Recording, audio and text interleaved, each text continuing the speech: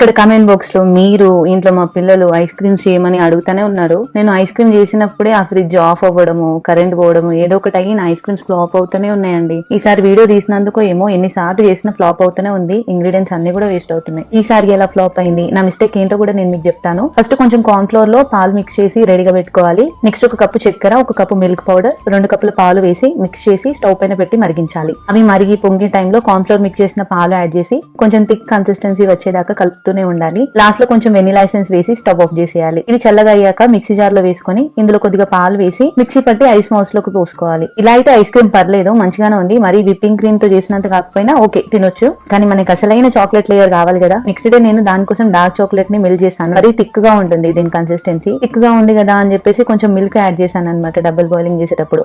అదే నేను చేసిన మిస్టేక్. ఆ చాక్లెట్ లేయర్ అస్సలు స్టిక్ అవ్వట్లేదు, ఐస్ క్రీమ్ కి మెల్ట్ అయిపోతుంది. డార్క్ చాక్లెట్ కి బదులు మిల్క్ చాక్లెట్ అయితే పర్ఫెక్ట్ గా వచ్చేదేమో.